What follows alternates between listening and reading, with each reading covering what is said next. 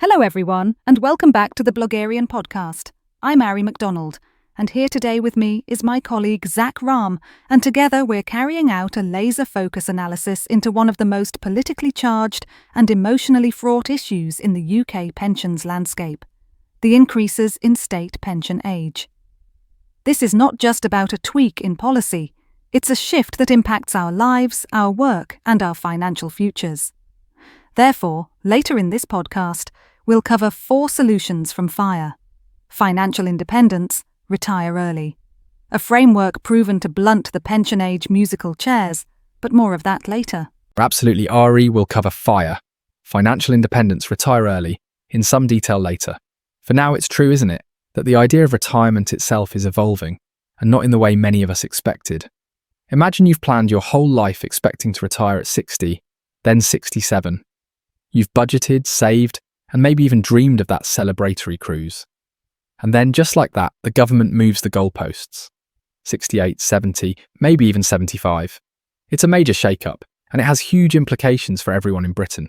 It's a bit like preparing for a marathon and then being told halfway through that the finish line has moved 10 miles further from 26.2 miles to 36.2 miles.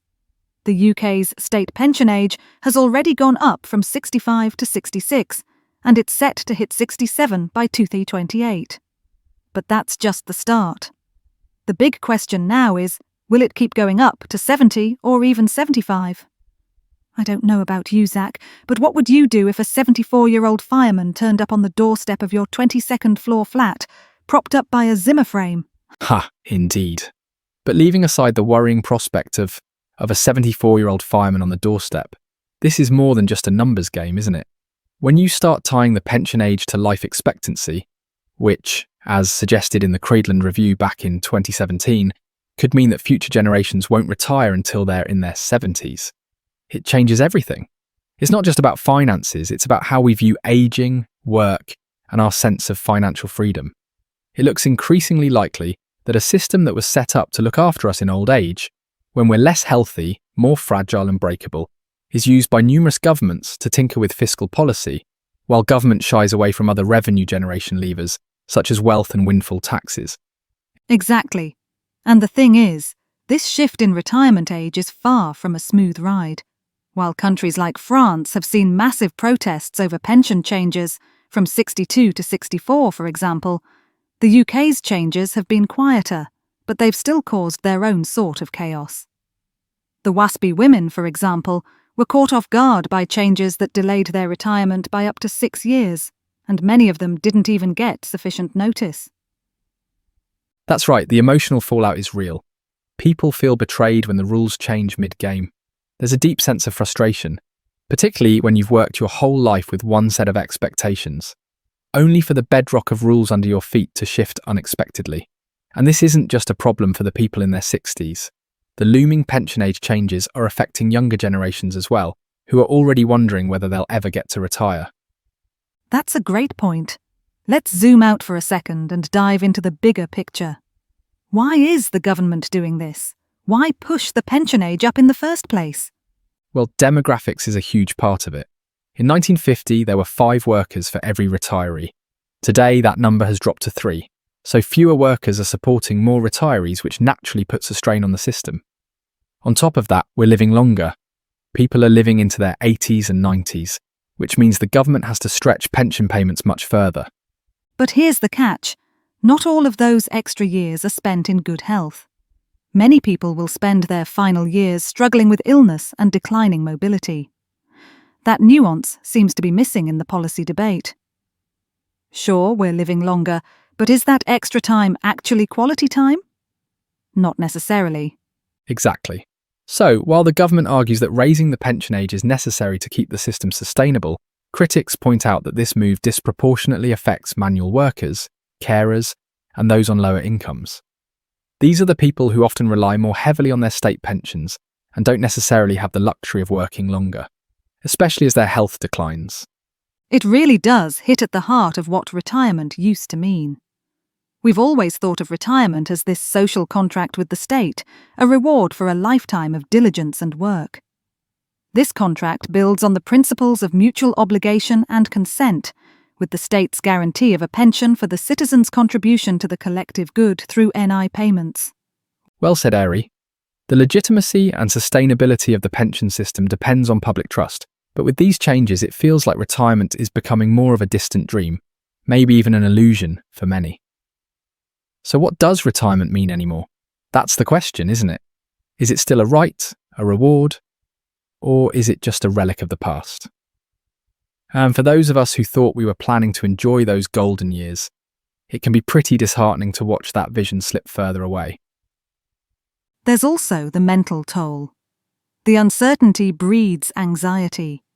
Many people feel trapped in jobs they don't enjoy just so they can qualify for that pension. It's a vicious cycle that affects not only our financial well-being, but also our mental health. And then there's the intergenerational tension. Younger workers, who are already struggling to save for their own futures, are starting to feel like they'll never retire. And older workers, especially those who've played by the rules, feel punished for doing everything right. It's creating this divide, and it's not easy to navigate. It's tough, but we can't forget the human side of this either. So many dreams of retirement are now being deferred. People who thought they'd retire at 65 are now looking at additional years of work, sometimes in jobs that are physically demanding or even detrimental to their health. And that's where we need to step back and ask, what can we do about it? We can't control the government's decisions, but we can control our financial strategies. One key takeaway here is to think of retirement not as a fixed age, but as a financial milestone. When your assets can support your lifestyle, that's your retirement, regardless of what age the government sets. Absolutely, rethinking retirement is essential. One great framework is FIRE, financial independence, retire early. This concept encourages people to build financial independence early so that retirement doesn't depend on government policies. It's all about building autonomy over your own financial future. And of course, you need to track your freedom number.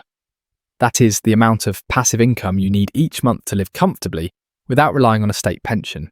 The more you can diversify your income streams, the less you'll be dependent on that government check. Diversification is key. Whether it's through workplace pensions, ISAs, property income, or even side hustles, building multiple streams of income can offer more security. You don't want to rely solely on the state pension. That's now looking increasingly risky. One more thing that can't be overlooked is staying politically engaged. Policies are shaped by public pressure. Supporting campaigns like the WASPy Women's Fight for Fair Pensions or getting involved in consultations on pension reform can help ensure your voice is heard. It's all about staying informed. You can't control the policies, but you can control your financial strategy. And that's something that can really empower you in these uncertain times. So, if the government pushes the pension age to 75, what do? You adapt. You layer your strategy.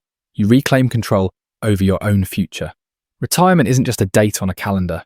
It's a declaration of freedom, and you deserve to write your own script. That's a wrap for today's episode, but we'll leave you with this question. What does retirement mean to you now, and how are you planning for it? We'd love to hear your thoughts, so please leave your comments and do subscribe to receive notification of coming episodes. Until next time, stay engaged, stay informed, and keep building that financial independence. Thanks to Yemi Agbaby, the executive producer of this pivotal series on pensions. Finally, thanks for listening, and we'll see you in the next episode.